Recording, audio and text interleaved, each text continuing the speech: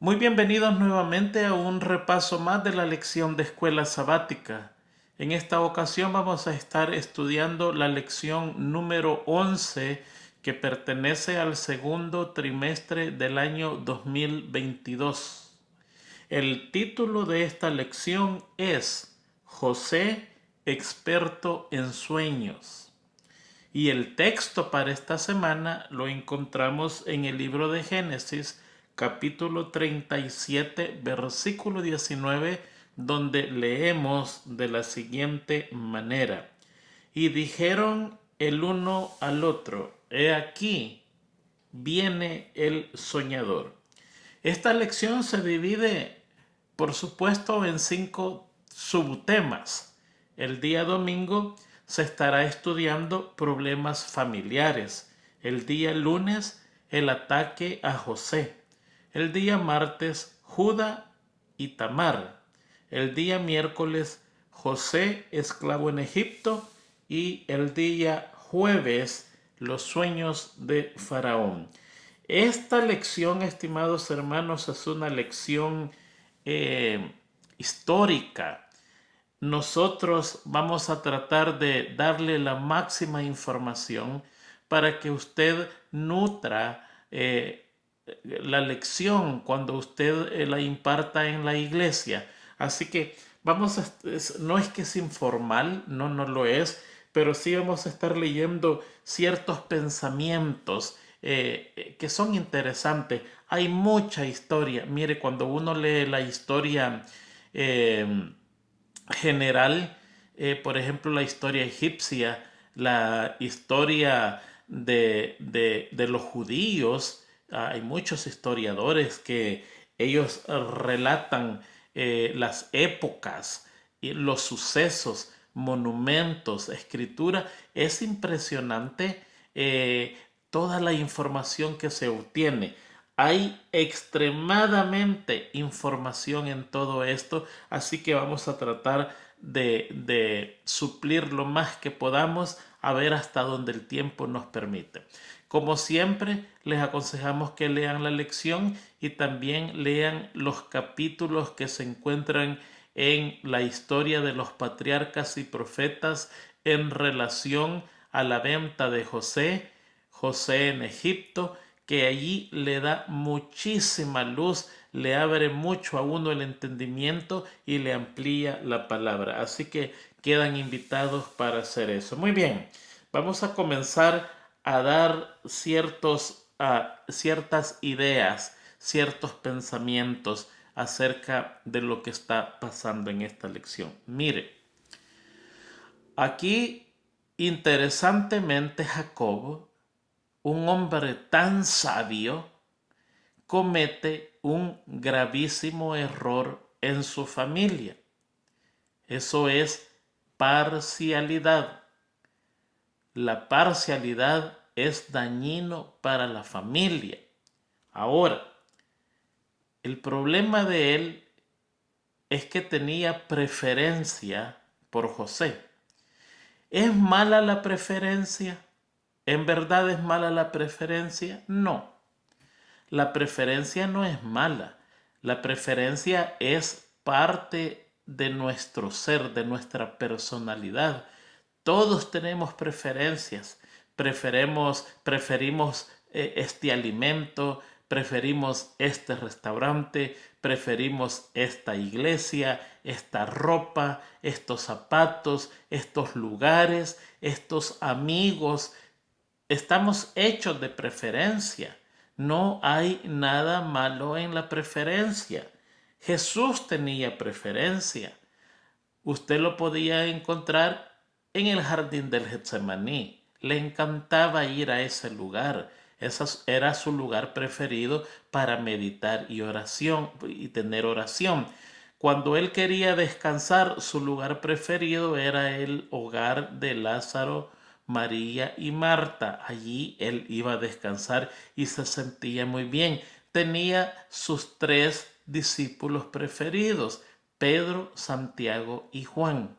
Él tenía preferencias. Entonces, la preferencia no es en absoluto malo. ¿Cuál es el problema? El problema es el menosprecio. Cuando usted trata diferente a aquella persona que no es su preferida. En la iglesia usted puede tener ciertos amigos que son sus preferidos.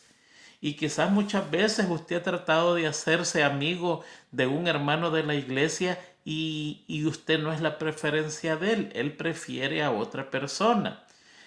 No hay ningún problema con eso. El asunto es que yo no puedo tratar de una manera diferente al que prefiero y al que no prefiero. El trato tiene que ser igual aunque exista la preferencia. ¿Tenía preferencia Jesús por Judas? No, realmente no.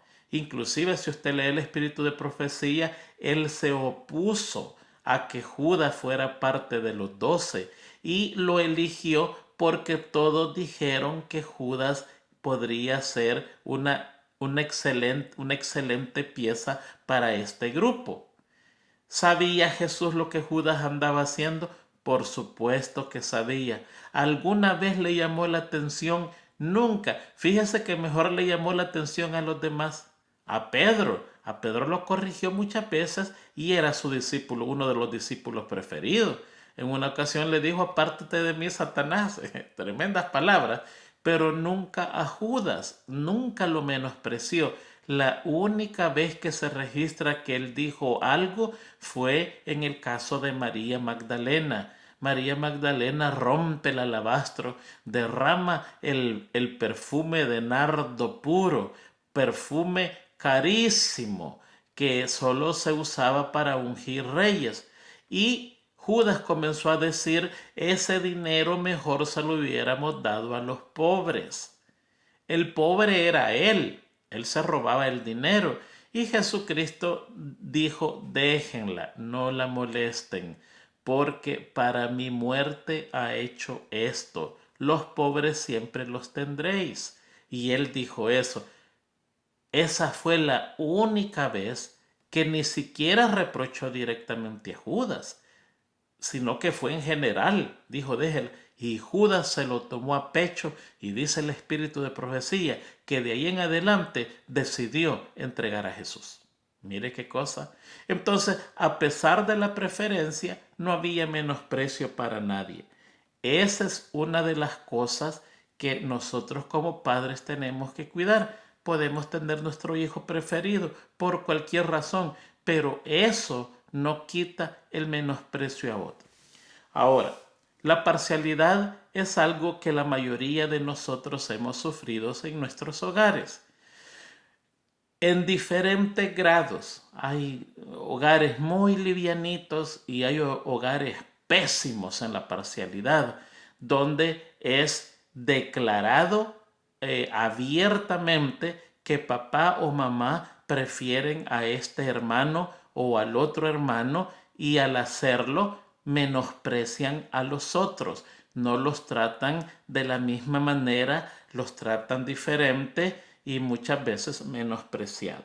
Muy bien, eso hace un tremendo mal a la familia, a los hijos. Y aquí encontramos que la Biblia dice que Jacob amaba más a José que a los otros hijos. ¿Por qué lo amaba tanto a José? Bueno, habían muchas cosas. Mire, el muchacho era bien portado, y eso lo dice la Biblia. Y uno de padre tiene la tendencia a hacerse al lado del más portado. Eso es algo natural. Tenían una asociación íntima. La madre de él, la mujer que él amaba, había muerto. Y posiblemente José se parecía a su madre. Dice que José era de hermoso aspecto. Y cuando la Biblia habla de Raquel, dice que era de hermoso aspecto también. Posiblemente se parecía a su madre. Esto hizo que Jacob se refugiara en ese hijo y ese hijo no lo dejó abajo, le correspondió con ese amor especial que tenía como persona, como niño, y eso lo unió grandemente, pero no era necesario una demostración de tal afecto o una eh, menosprecio a los demás hermanos. Entonces, ¿qué pasa? Despierta el odio, y el odio en los niños casi siempre agarra la dirección equivocada. Fíjese bien lo que le digo. Cuando el niño odia, en este caso, no va a odiar a su papá porque él es el que está haciendo eso a su papá, pero agarró el rumbo equivocado y estos hermanos comenzaron a odiar al pequeñito de José por ser el preferido de papá. Fíjense que hace unos años estudiamos la historia de José y agarré un párrafo, tomé un párrafo de la misma lección de escuela sabática y esto es lo que nos decía hace como 3, 4 años atrás. Dice, la túnica de muchos colores no fue hecha simplemente de una sábana rayada. La palabra original implica que era un manto costoso que usaban las familias reales y habrían estado cubierto con ricos bordados y labores que solía llevar un año hacerlos. O sea, esa túnica especial que Jacob le entrega a su hijo, se la pudo haber entregado a los 12 muchachos, porque Jacob no era una persona pobre, era una persona sumamente rica. Esa túnica le pertenecía a la realeza.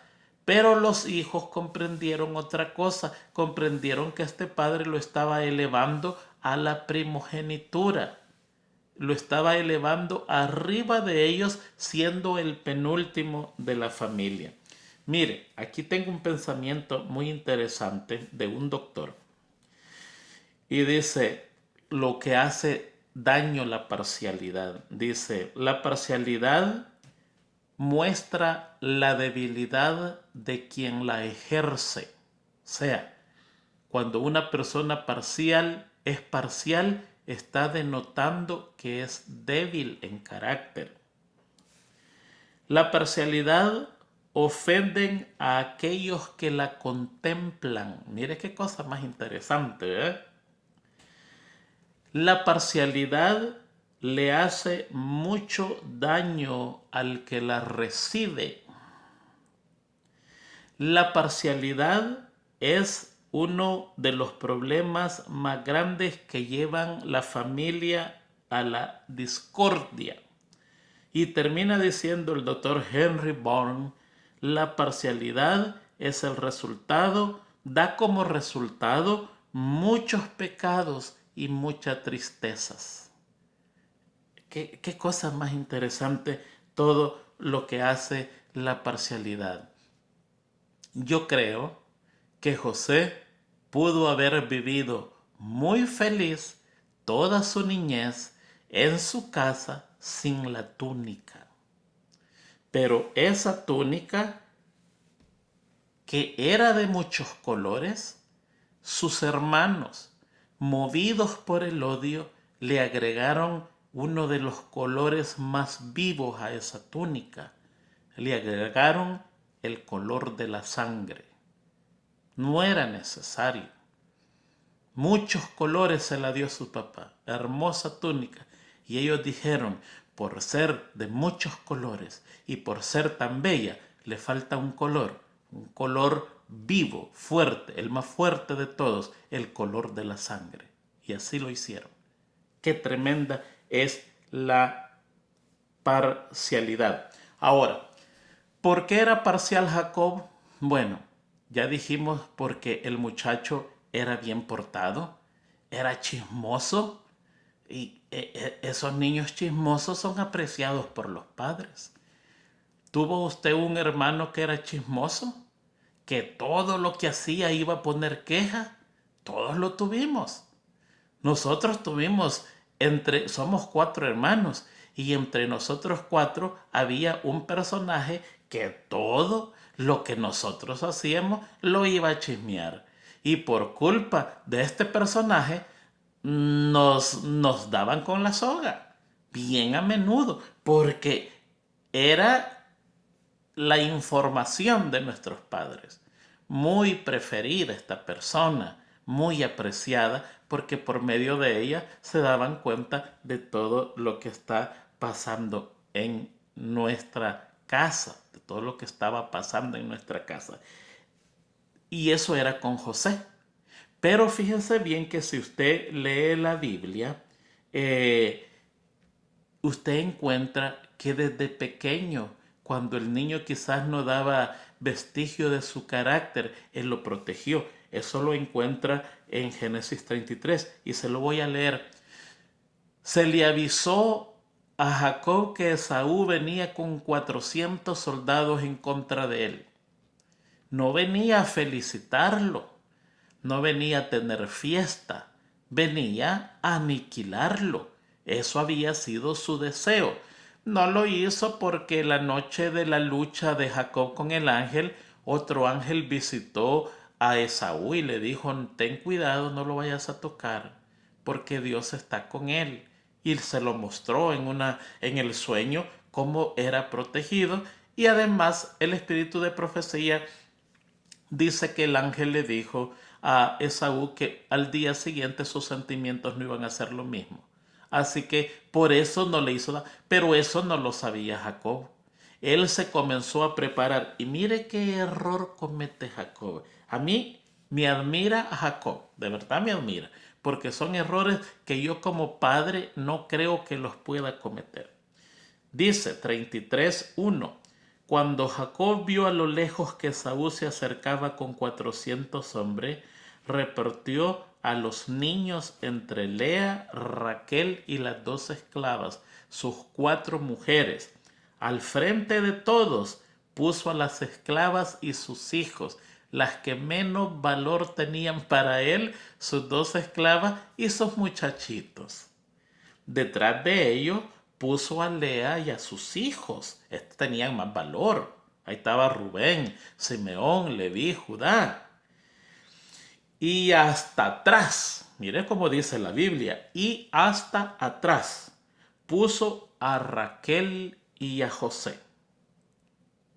¿Se da cuenta? Yo pienso, no sé qué correcto estaré, que si a mí me tocara morir con mis 6 muchachos, tengo 6 hijos, tengo media docena de muchachos, no creo que tuviera la capacidad de decir voy a poner este al frente porque si muere, bueno, de todas maneras es él. Y después este, y después este, y por último voy a poner este porque este sí, este es mi niño, este es el último que tendría que... No, no, no creo, no creo.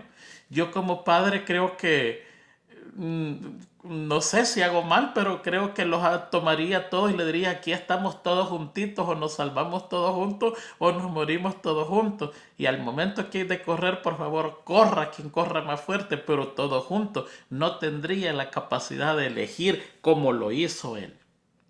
Entonces, desde la infancia, desde la niñez de José, Jacob da muestra de parcialidad.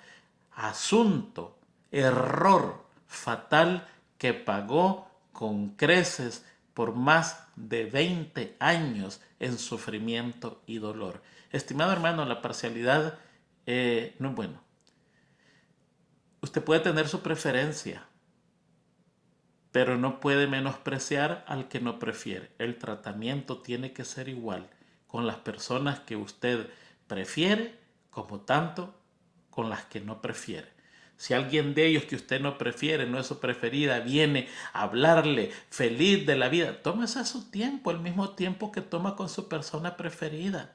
Que se vea en usted justicia, justicia divina, porque de otra manera, recuerde que la Biblia dice que todo lo que el hombre sembrare, eso cosechará. Muy bien, aquí hay 4 problemas que afectaron a José, ¿verdad? El primer problema es la muestra de favoritismo de su padre a José. El segundo problema, todos los escándalos que siempre acompañaban a José.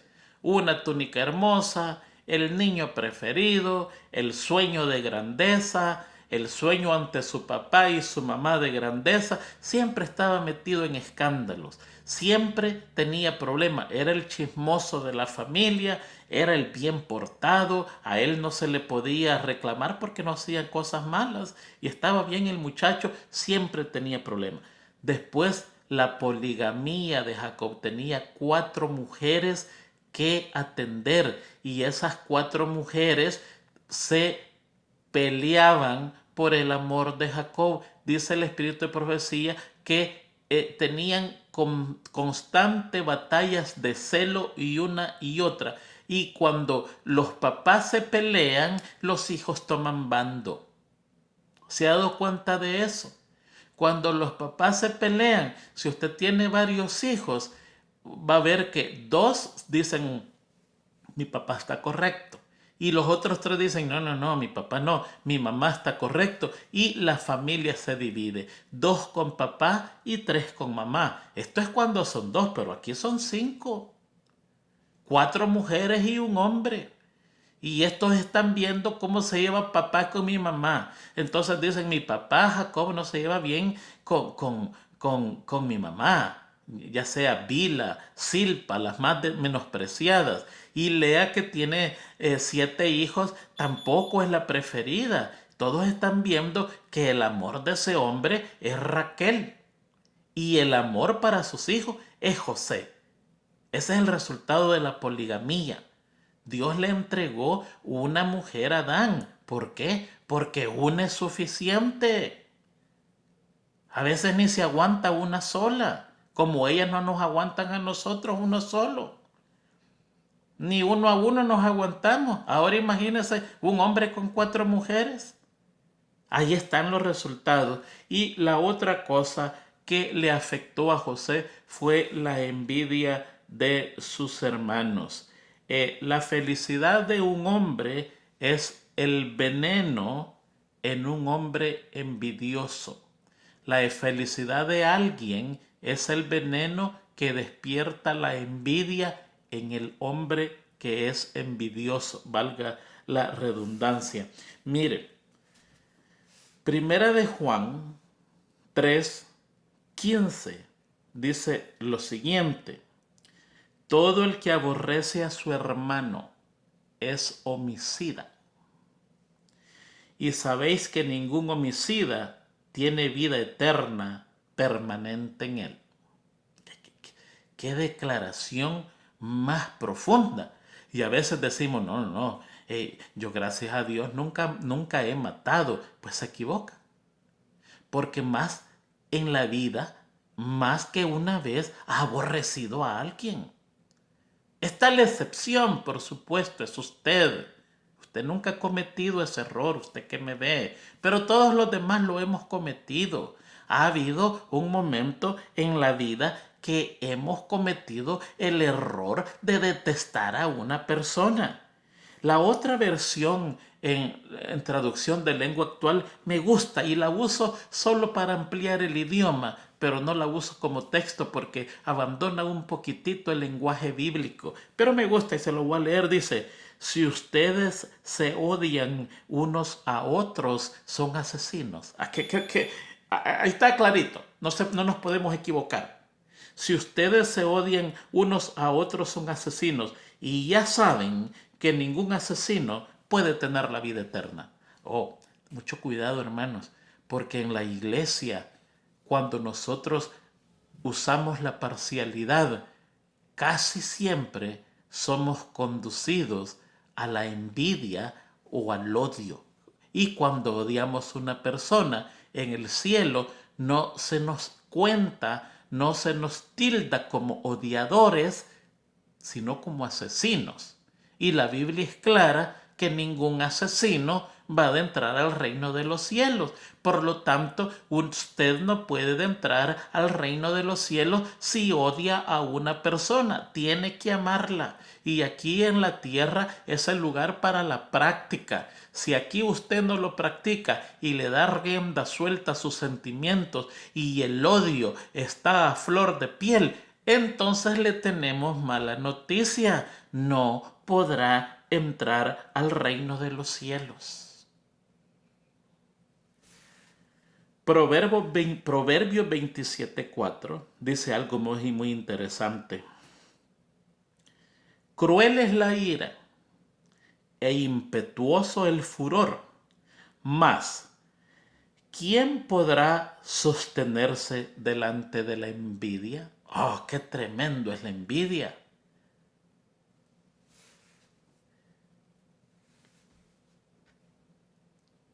Todos en un momento determinado sufrimos de envidia. Todos.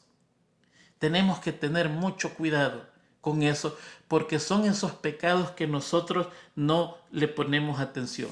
Y aquí a José lo envidian porque es el niño preferido, pero también lo envidian porque tiene pureza en el alma. Lo dice la Biblia y el espíritu de profecía. Mire, fíjese que en la Biblia hay un catálogo, si es que lo pronuncio bien, hay catálogo de hombres ilustres que vienen del mundo judío. Y José es uno de ellos. Ahí tenemos a David. Mire qué gran diferencia. David fue un hombre ilustre. Pero David cometió un error que José lo logró pasar. José era un muchacho soltero, guapo, apuesto, viril, joven. Y ante esta mujer, la esposa de Potifar, que tenía que haber sido una mujer guapísima, huyó y no cayó en la tentación. David, que era un siervo de Dios también y un hombre grande, él era casado con un montón de mujeres y concubinas, y una tarde o un día, viendo por el terrado de su palacio, contempla otra mujer que tiene dueño y la manda traer y comete tremendo pecado de asesinato y adulterio. Los resultados de los dos son totalmente opuestos. Una vida de sufrimiento, una vida de maldición de parte de Dios por ese pecado cometido por David, sin necesidad. Y aquí encontramos un jovencito sin experiencia, soltero, con necesidades físicas, que mejor huye. ¿Cómo podré pecar yo contra Dios? Y porque este es una clase de personas que es realmente raro encontrar en la vida. Son completos, y estudiando bien todo esto, nosotros encontramos que saca las mejores virtudes de sus padres y de sus abuelos. Aquí en José podemos encontrar que sacó la dignidad y la capacidad de Abraham. Podemos encontrar que sacó la pureza y el poder de la devoción de Isaac. Podemos encontrar que sacó la tenacidad de su propio padre. Y posiblemente sacó la belleza y el humor, el buen humor de su mamá. Entonces tenemos una persona completa. Por todas esas cosas que él tiene, es odiado por sus hermanos. Ahora fíjense que todos sus hermanos hacen un complot. No todos ellos son culpables de la misma manera. Simeón y Leví querían muerte para él, definitivamente. Judá le salvó la vida, dice la Biblia y el espíritu de profecía, con la ocurrencia de venderlo. Y Rubén quería salvarlo. No lo hizo de la manera que tenía que haberlo hecho. no lo hizo de una manera varonil, de haberse antepuesto. Era el primogénito y tenía toda la autoridad de decir, no, esto no se va a hacer. Pero él dijo, metámoslo en una cisterna. ¿Sabe que yo me puse a estudiar un poquitito cómo eran las cisternas de esos días? Y todos los historiadores dicen que cavaban un foso en la tierra bastante profundo a manera de una botella, ancho de abajo, con una gargantita bien reducida al nivel de la tierra, lo suficiente para que fuera tapada por una piedra. Y hacían estas cisternas por todos los lados del campo, para que cuando lloviera en el invierno, el agua se metiera en ese lugar, llenara la cisterna, y en los días de verano que el agua escaseaba, ellos abrían esa cisterna y sacaban agua de allí para darle de tomar a sus animales que cuidaban. Entonces meten a José allí y era imposible por él solo salir de allí. Necesitaba una ayuda, era imposible porque era ancha del fondo y delgadita del cuello, de la salida. Imposible para él salir. Todo esto no tiene sentido. Mire, yo estaba estudiando aquí.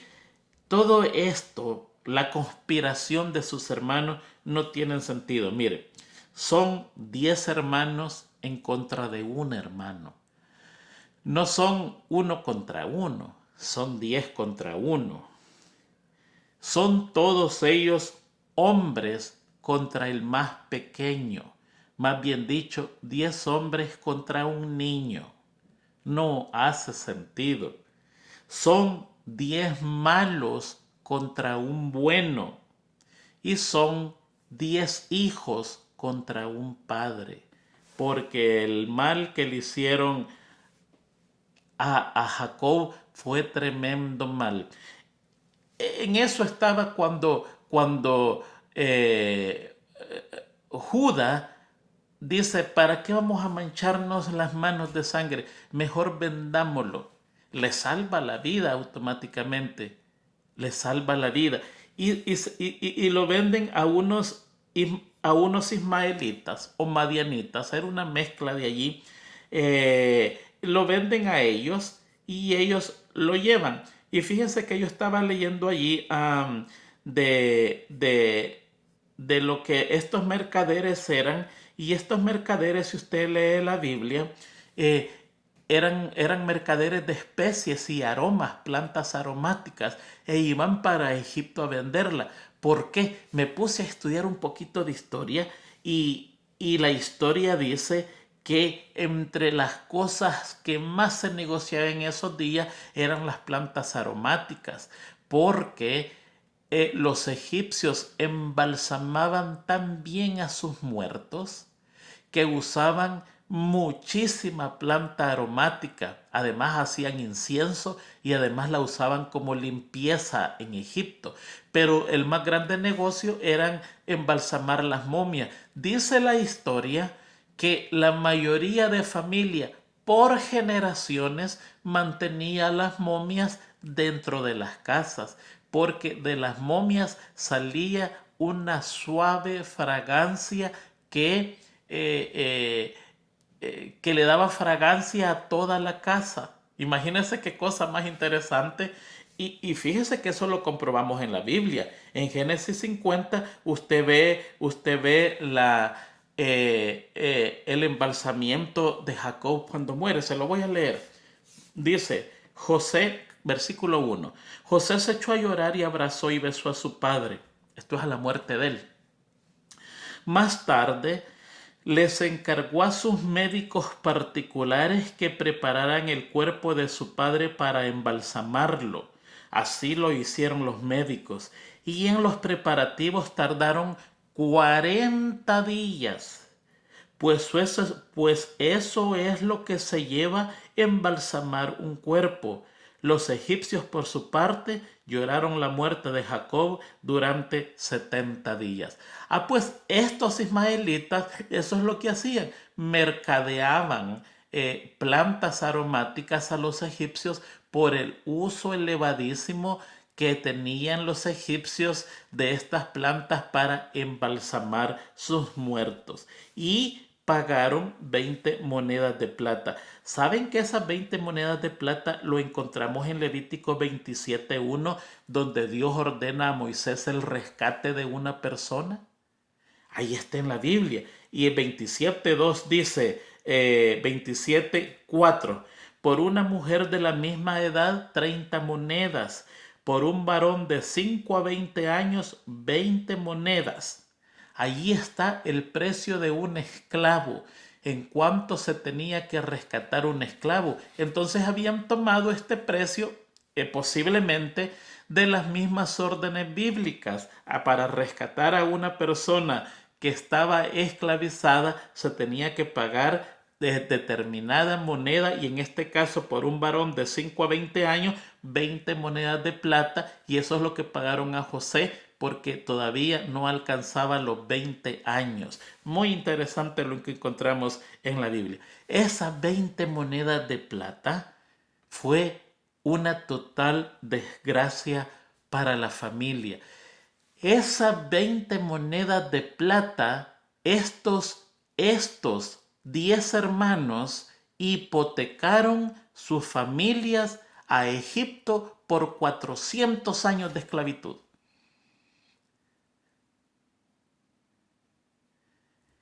Esas monedas de plata salieron carísimas.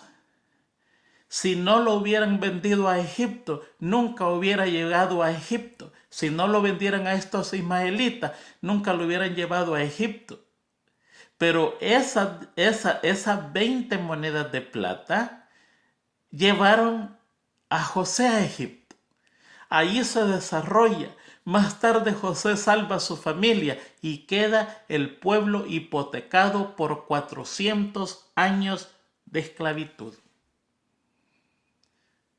A veces unas cuantas monedas de placer nos hipotecan por años nuestras vidas. Unas moneditas de placer, dejamos nuestra vida endeudada muchas veces por el resto de nuestros días. Tenemos que tener cuidado cuando nosotros hacemos negocio con el mal, porque cada vez que nosotros hacemos negocio con el mal, quedamos endeudados posiblemente por toda nuestra vida aquí en la tierra. Muy bien, llevamos 37 minutos, está interesante esto. Queda interrumpida esta historia por Tamar. Y aquí yo les invito a que lean la Biblia, por favor. Judá se había separado de sus hermanos. ¿Por qué se había separado de sus hermanos? Se había casado con una cananea. Y de esa cananea había tenido 3 hijos. ¿Sí? Y a estos 3 hijos, él también le buscó esposa. Yo creo que Judá se había separado por su deseo pecaminoso, sensual. ¿Qué diferencia entre Judá y José?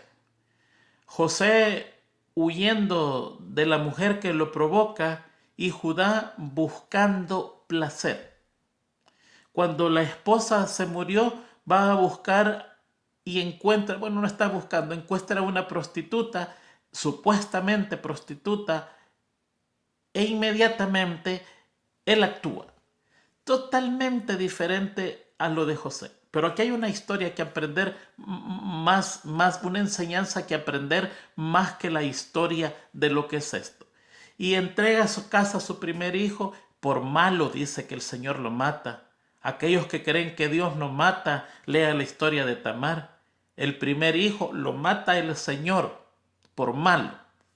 Y Tamar queda viuda y se casa con el segundo hijo, y el segundo hijo no quiere tener niños con ella porque van a ser de su hermano y por lo tanto vierte sobre tierra. Y el segundo que lo mata el Señor por su maldad. Mire qué ironía, porque de estos hijos iba a salir el Redentor. Y el primero lo mata el Señor por malo y el segundo lo mata porque vierte en tierra. Está menospreciando ser parte de la genealogía de Jesucristo. ¿Qué cosa? Tenía la oportunidad de entrar en la genealogía de Jesucristo y no quiso por ¿cuál sería la palabra? Orgullo, envidia, menosprecio. No quiso. Y sencillamente él rechaza eso y es muerto. Y el tercer hijo, al ver Judá que los dos han muerto, ahora tiene miedo. El tercer hijo tiene que casarse con Tamar. Pero Judá no se lo entrega, sino que se hace el disimulado y al ver este menosprecio, entonces Tamar se viste de prostituta, queda embarazada de Judá, su propio suegro, y de allí tiene 2 hijos. Allá al tiempo le dicen a Judá, mira, Tamar está embarazada, ha sido infiel, y él dice que la quemen. Y cuando la van a quemar, ella dice, a quien le pertenecen estas 2 cosas, él es el padre de mis hijos, y le pertenecen a mismo Judá, que él mismo se le había dado como, como una garantía que más tarde le iba a pagar por su servicio, porque en el momento del servicio no andaba dinero para pagar a la supuesta prostituta. Y es así, fíjense ustedes, si leen el libro de Mateo 1, Mateo 1, y está en Lucas 33, del 23 al 38 también, cómo Tamar entra en la genealogía de Jesús a pesar de este pecado. Porque es pecado, dice el 1. Libro de la genealogía de Jesucristo, hijo de David, hijo de Abraham. Mateo. Abraham engendró a Isaac, Isaac a Jacob, y Jacob a Judá. Judá engendró de Tamar a Fares y a Sara. Y fíjense que más adelante entran otras 4 mujeres, 3 mujeres de reputación dudosa. Vamos a leerlo, en la parte que nos interesa. Salmón engendró a Rahab, Rahab a Booz, Booz engendró de Ruth a Obed, otra extranjera. Aquí tenemos ya 2 extranjeras, una cananea y Ruth, que era madianita, era de Madián. Isaí engendró al rey David, David engendró a Salomón de la mujer que se robó. Y aquí más adelante nos aparece también Rahab, nos aparece Rahab. Así que en la línea de la genealogía de Jesucristo tenemos 3 mujeres que no son israelitas, que tuvieron mal proceder. Lo que hizo Tamar es un incesto, irse a acostar con su suegro para quedar embarazada, pero esa es la genealogía de Jesucristo. Después aparece Ruth, que es extranjera también. Después aparece Salomón, de la unión que hizo David con Betsabé, que no era su mujer, otro delito. Y después aparece Rahab, que definitivamente era una prostituta abierta, y todos entran en la genealogía de Jesucristo. ¿Por qué? ¿Por qué la Biblia se encarga de anunciar esto? ¿Por qué? Mire, por una simple y sencilla razón.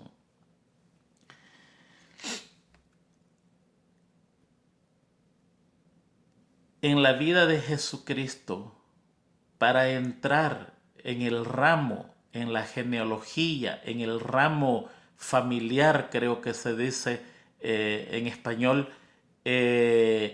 no importa quién es usted.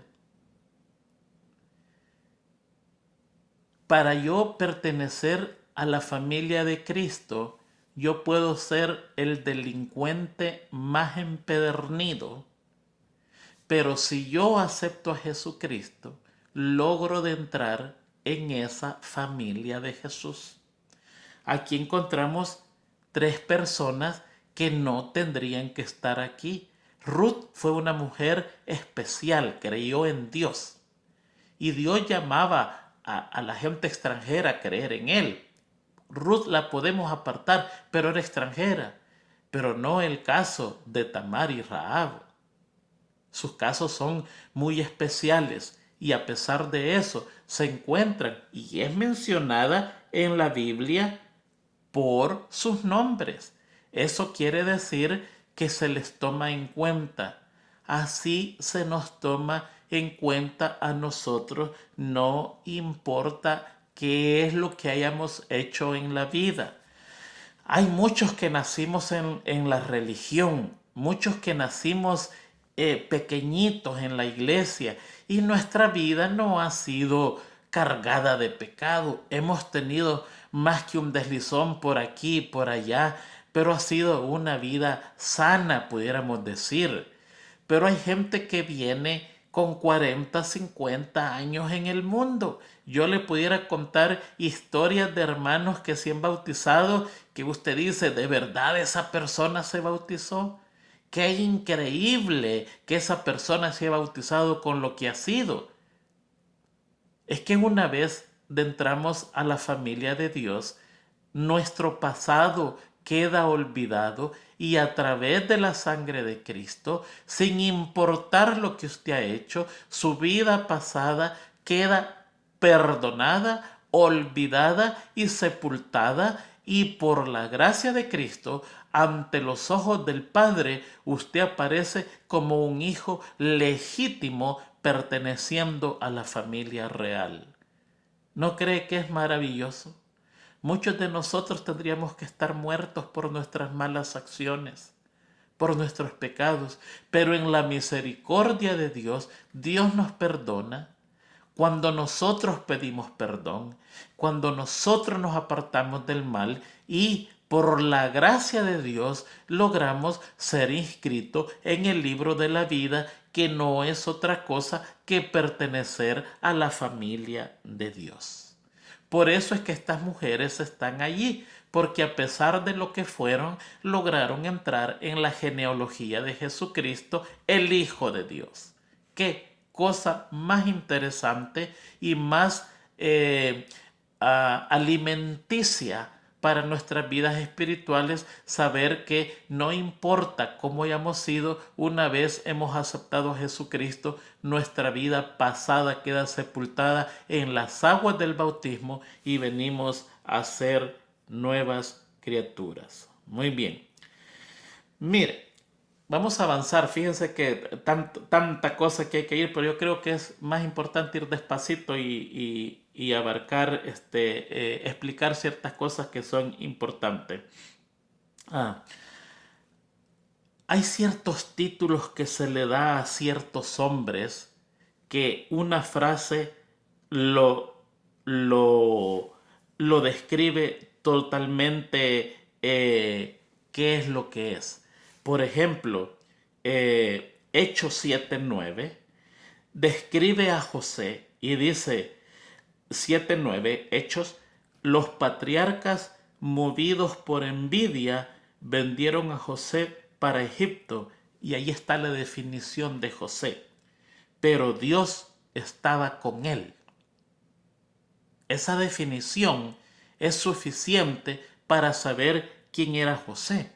Ahora, el problema es que las apariencias externas, Dios no estaba tanto con José. ¿Por qué?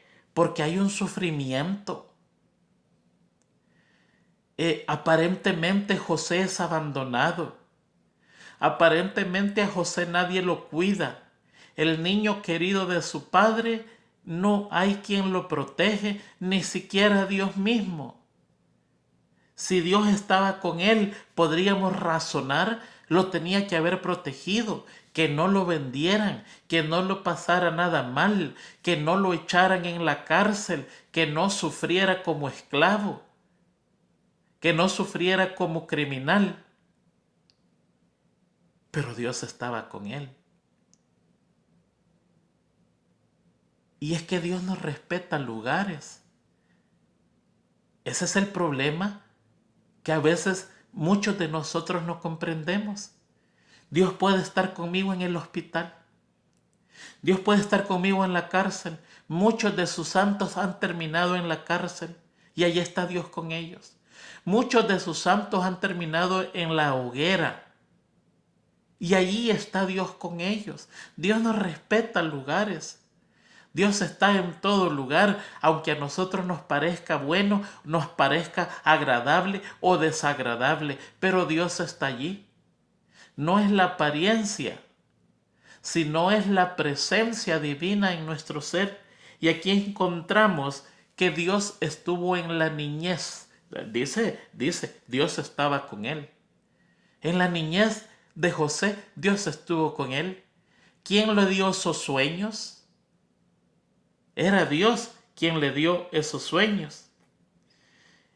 Con Potifar cuando fue vendido, Dios estaba con él. Me imagino que en la venta de José, ¿quién lo iba a comprar? ¿Quién iba a comprar a José? ¿Para qué lo iba a usar? Para ser un esclavo que trabajara cuidando animales y plantas como otro bruto, como otro animal, como un buey, como un caballo, o lo iba a comprar un hombre decente que le iba a dar educación, iba a ser la entrada a lo que llegó a ser José. Dios estaba con él. Potifar levantó la mano y dice el espíritu de profecía que lo compró. Y él mismo más tarde dice que se dio cuenta que Dios estaba con él y le entregó todo en sus manos. El espíritu de profecía dice que Potifar lo trató como un hijo y lo unió a los hombres más sabios de Egipto y se hizo experto en comercio, se hizo experto en lenguas y se hizo experto en diplomacia. Mire qué cosas más interesantes. No era cualquiera caído del catre. Era un hombre preparado. Y el espíritu de profecía dice que por salvar el nombre de su familia, Potifar lo metió en la cárcel. Lo conocía quién era y sabía que era incapaz de haber cometido ese pecado con su esposa, pero quería salvar el nombre de su familia. Si Potifar hubiera sabido que era verdad, a José le tocaba muerte.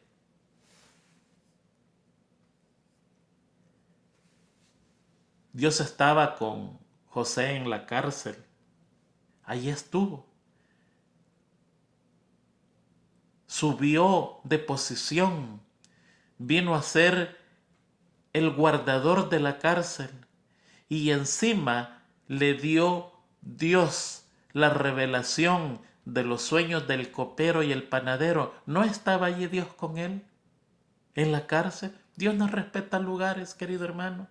No importa dónde usted esté, lo que tenemos que estar segura es que nuestra alma está limpia y tener la firmeza que Dios está a nuestro lado, aunque el lugar no sea agradable. Cuando llegó a ser el gobernador de Egipto, el mismo faraón dijo: ¿dónde podremos encontrar un hombre que tenga el Espíritu de Dios como José? Ahí estaba Dios con él. En las buenas y en las malas, Dios estaba con él. ¿Por qué?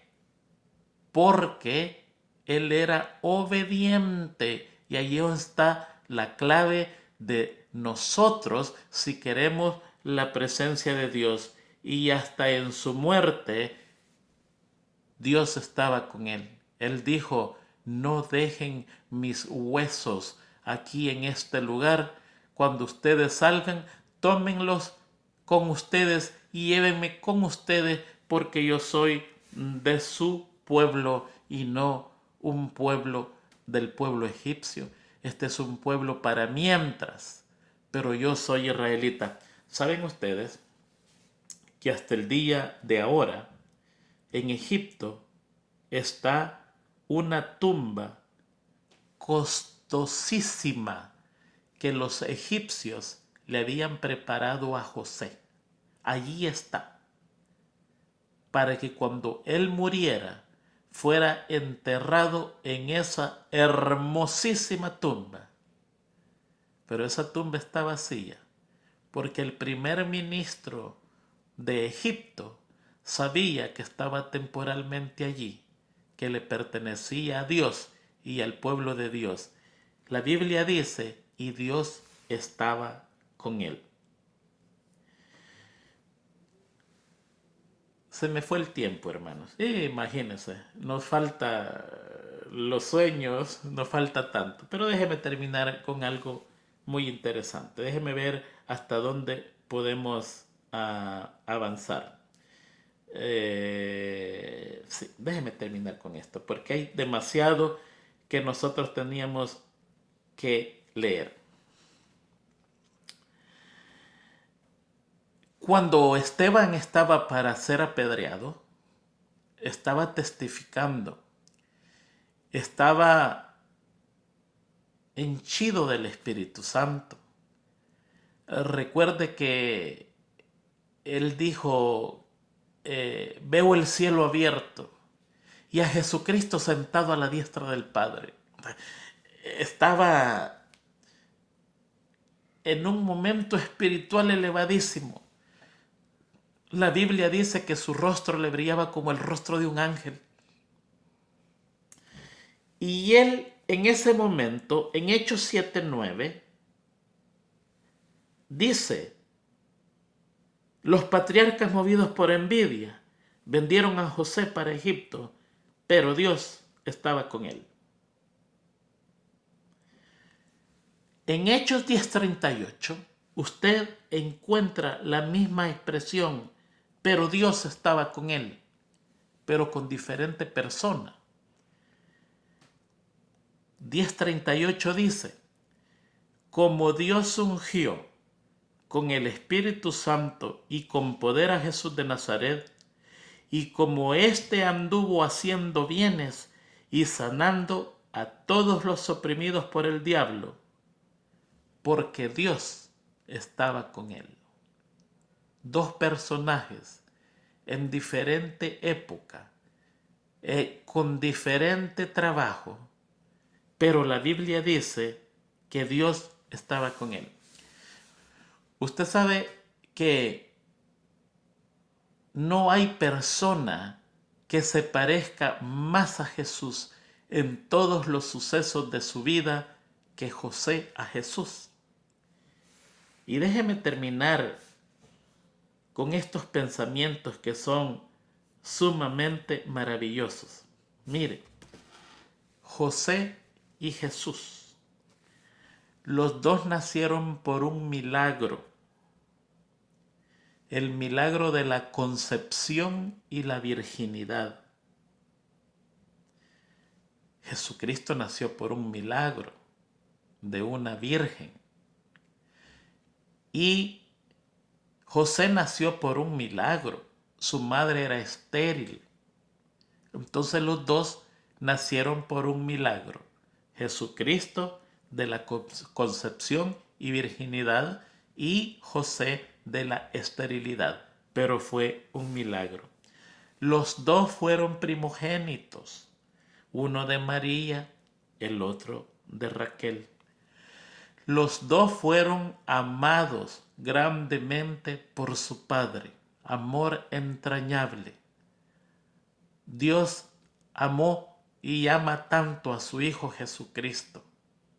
Jacob amó tanto a su hijo José. Los dos tuvieron una túnica especial. Jesús tuvo una túnica especial. José también tuvo una túnica especial. Los dos fueron despojados de sus túnicas por sus hermanos. A Jesucristo lo despojaron sus propios hermanos judíos y a José sus propios hermanos carnales. Los dos fueron odiados por sus hermanos. El mundo judío odió a Jesucristo y estos 10 hermanos odiaron a José. Los dos ellos fueron mandados en busca de sus hermanos. A los suyos vino y los suyos no le recibieron. El Padre mandó a Jesucristo como nuestro hermano mayor a buscarnos. José fue enviado por su padre a buscar a su hermano, sus hermanos. Los dos fueron vendidos por un personaje llamado Judas o Judá. Jesucristo fue vendido por Judas y José fue vendido por Judá. Es el mismo nombre. Judá es hebreo, Judas es griego, pero es el mismo nombre. Los dos fueron vendidos a precio de un esclavo. En el tiempo de José, 20 piezas de plata. Más tarde la inflación había subido y el precio del esclavo ya no era 20 piezas de plata, sino que 30 piezas de plata, pero aún era precio de esclavo. Los dos fueron tomados como prisioneros.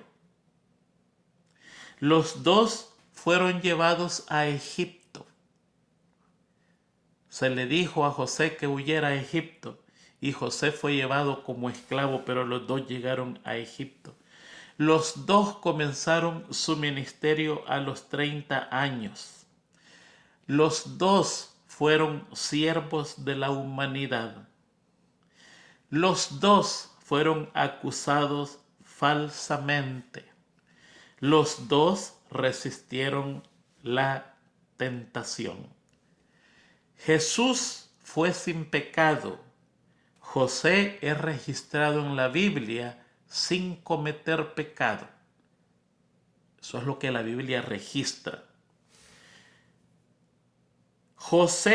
Jesús viene a buscar a su esposa, que es gentil.